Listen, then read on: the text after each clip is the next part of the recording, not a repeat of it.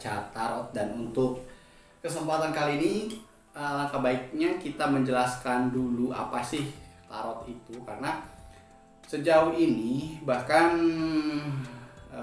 seringkali gitu tarot itu dianggap klinik atau juga perdukunan, prediksi, ramalan dan lain sebagainya. Padahal kalau misalkan dilihat lebih dalam lagi, sebenarnya mungkin yang memiliki cara berpikir klinik itu yang ngomongnya gitu kan. Jadi yang menyangka ini kliniknya, karena ya pemikiran mereka ya cuma sejauh itu mungkin gitu ya. Terus juga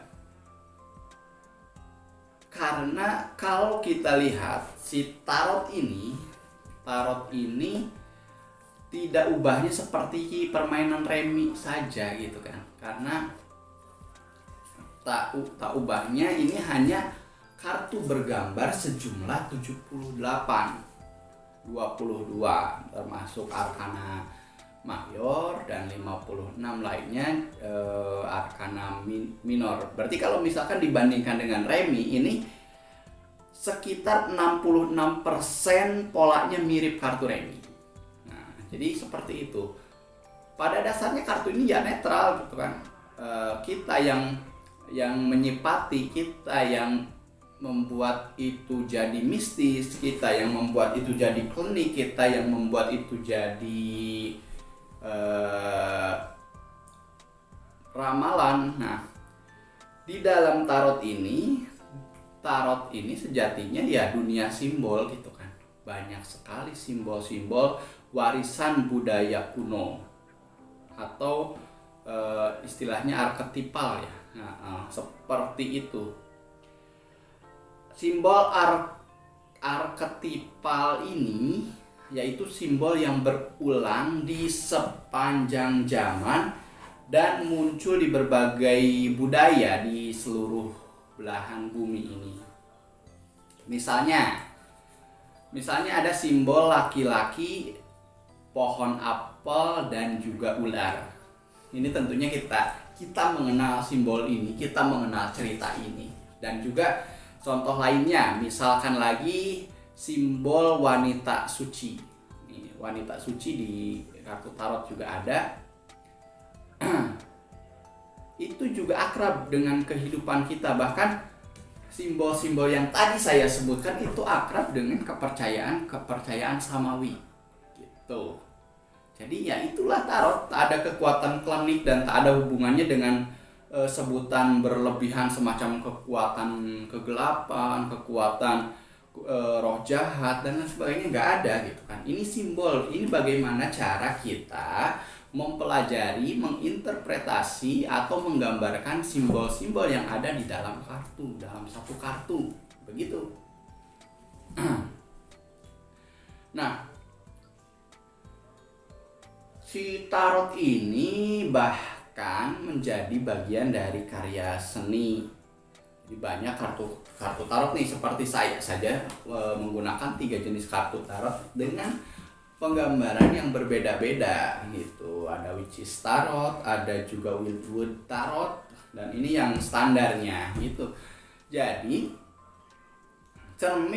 tarot ini adalah cermin dari apa yang kita jalani sehari-hari. Cermin simbol dari apa yang kita jalani sehari-hari gitu. Jadi bukan klinik ya, bukan klinik kalau menurut saya. Jadi ini bisa dipelajari, nantinya akan bersambung pada psikologi simbol. Terus juga kalau kita kaji lagi nanti ini berkaitan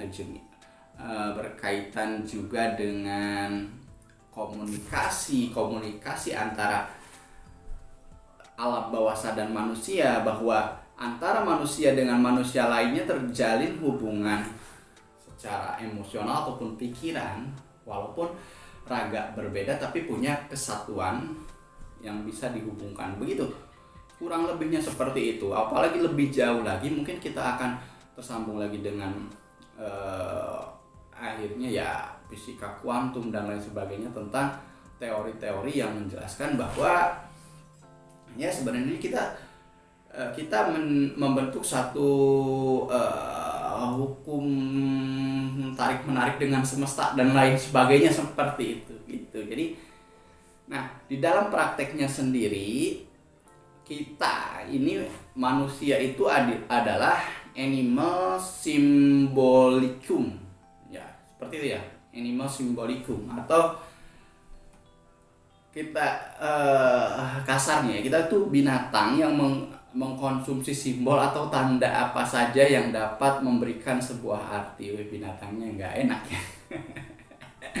Tapi ya semacam itu, hidup kita penuh simbol. Bahkan kita sendiri sebagai manusia adalah simbol. Kita punya identitas, nama kita sebagai simbol, gelar kita, terus juga apalagi ya, banyak sekali yang dalam hidup kita, bahwa hidup kita ini tak lebih dari dunia simbol begitu. Nah, sama dengan kartu tarot ini. Jadi ya apa bedanya ketika kita menginterpretasi simbol dalam kartu tarot dengan kita memaknai simbol-simbol lain seperti bulan dan bintang sebagai simbol kepercayaan, atau juga misalkan dengan tanda salib juga, itu juga simbol. Jadi ya kita berjalan masing-masing aja gitu, tidak perlu akhirnya satu pihak mengkafirkan yang lain karena misalkan saya bermain tarot akhirnya dianggap kafir atau dianggap melenceng, itu juga enggak ya. Nah, kita jelaskan dari mana atau bagaimana sejarah kartu tarot ini. Mari kita bahas.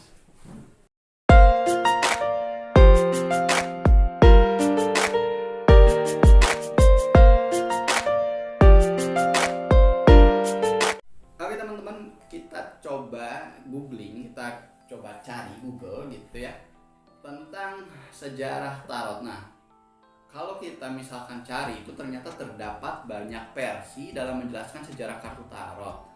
Nah, namun banyaknya versi tersebut justru menunjukkan bahwa asal-usul permainan tarot ini tidak diketahui secara pasti. Belum ada satu versi pun yang dapat membuktikan kebenarannya, karena sebuah sejarah atau sejarah itu kan harus dibuktikan secara empiris, secara data-data yang lengkap, juga bisa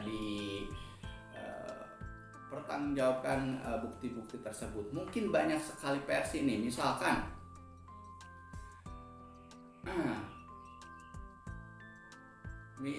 kita coba kita lihat ya. Nah, ini dia. Ada yang mengatakan bahwa pada dasarnya permainan tarot sederhana dan melibatkan kebajikan serta keburukan teologis. Tidak ada bukti bahwa tarot digunakan untuk meramal hingga akhir abad ke-16.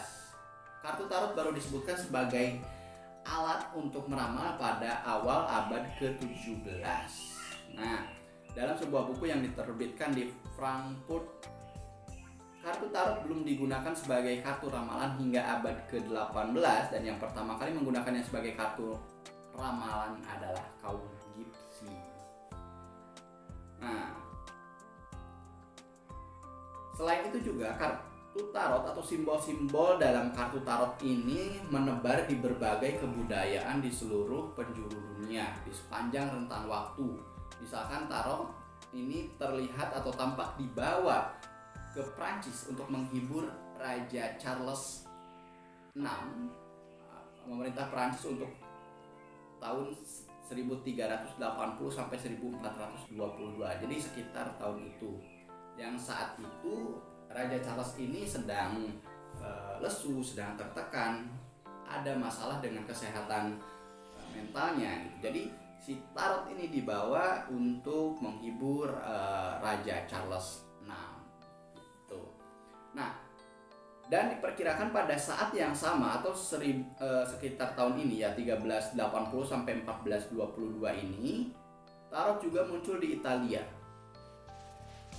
Kita dapat menemukan kartu tarot tertua Digunakan di Italia pada abad ke-15 sebagai permainan kartu populer. Dek kartu tarot tertua dapat dideteksi dari zaman ini adalah The Visconti Sforza yang dibuat sekitar tahun 1450. Dek ini adalah salah satu dek yang paling lengkap. Nah, lalu sejarahnya pada abad ke-18 dan ke-19, kartu tarot itu ditemukan oleh sejumlah penganut okultisme.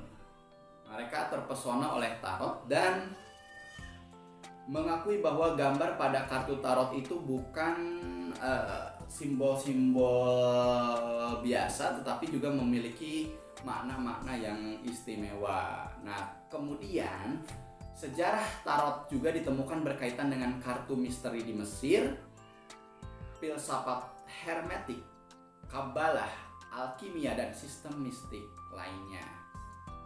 Lalu pencarian ini dapat kita lanjutkan hingga awal abad ke-20 ketika tarot dimasukkan ke dalam praktik masyarakat rahasia, termasuk diantaranya Ordo Golden Dawn. Begitu katanya. Nah, sebagian orang menduga bahwa tarot berada dalam ajaran sekte asketik.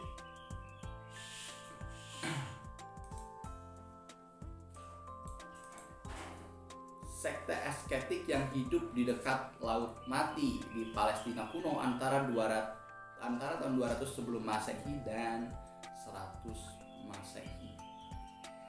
Tapi ada pula yang menduga bahwa tarot adalah bentuk simbol-simbol dari ajaran kitab Taurat, sehingga ada kesimetrian antara kata Taurat dengan tarot.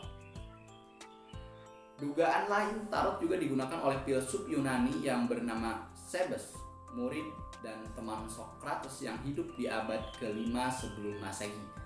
Sedangkan beberapa orang mengatakan bahwa tarot bersumber dari ajaran kuno mengenai Hermes Trismegistus, penulis karya terkenal Hermetic X and Science, yang berisi tarot, astrologi, numerologi, alkemi, dan secret geometry. Legenda ini juga mengatakan bahwa Hermes memberikan tarot pada kaum Gipsi karena mereka adalah pengembara dunia. Begitu. Ada teori lain juga yang mengatakan bahwa terdapat keterkaitan antara tarot dengan Thoth yang berasal dari Mesir, Thoth ya. Thoth adalah dewa pembelajaran dan komunikasi yang dalam mitologi Mesir dikatakan menciptakan tarot dalam hieroglif atau dalam gambar-gambar bahasa simbol piktorial Mesir begitu. Bahkan pemikiran lain mengatakan bahwa tarot itu berasal dari Maroko. Hal ini berawal dari legenda yang mengatakan bahwa Finik muncul dari abu. Ini adalah simbolisasi sebuah kejadian di zaman Alexandria atau sekitar 390 Masehi, yaitu saat sebuah perpustakaan terbakar di zaman itu. Saat kebakaran terjadi, sekelompok pendeta yang bekerja di perpustakaan itu bekerja sama menyelamatkan manuskrip berbentuk gulungan-gulungan dan membawa ke biara. Manuskrip tersebut tetap tersembunyi hingga diterjemahkan ke dalam bahasa gambar yang universal. Bahasa gambar inilah yang nantinya menjadi tarot ini. Lalu ada lagi yang berpendapat bahwa si tarot ini datang dari ajaran kuno, aliran misteri di Kasdim, Fenisia, dan Babilonia dalam bentuk loosely bergambar. Begitu. Oke, beberapa juga mengatakan bahwa tarot berakar dari misteri Arab, mistisme Muslim sebelum Sufi, dan doktrin rahasia petapa Sufi Muslim ataupun mistis Islam yang ada pada abad ke-10 dan ke-11. Teori lain mengatakan bahwa tarot adalah invensi abad ke-11 dari para kesatria Templar di Eropa. Templar membawa kebijaksanaan terlarang, forbidden wisdom, dan kembali ke Eropa setelah Perang Salib. Kesatria Templar adalah alkemis dan di kemudian hari menjadi Rosicrucians, fraternitas yang mengorganisasi mistis religius di Jerman abad ke-15 yang melakukan konversi pengetahuan mereka ke dalam kartu permainan. Nah, penjelasan tersebut telah memberikan begitu banyak untuk kita gambaran mengenai tarot. Yang jelas dari ke-78 kartu tarot, 22-nya adalah arkana mayor yang merupakan simbol utama dari sebuah kartu tarot. Begitu. Simbol tersebut berasal dari 22 huruf abjad Ibrani. Abjad yang digunakan dalam kitab suci Yahudi dan Kristen. Itu. Jadi itu dia sejarah awalnya, yang ternyata si tarot ini banyak sekali mengandung simbol-simbol dari kebudayaan besar yang ada di dunia ini, bahkan lintas kepercayaan, juga lintas budaya, terus juga di dalamnya ternyata banyak sekali simbol-simbol yang kita artikan. Nah, maka dari itu di konten-konten saya berikutnya saya akan mencoba atau kita akan belajar bersama mengartikan satu persatu kartu-kartu tarot dari ke-78 kartu. Ikuti terus channel ini dan juga silahkan subscribe, like, dan komennya.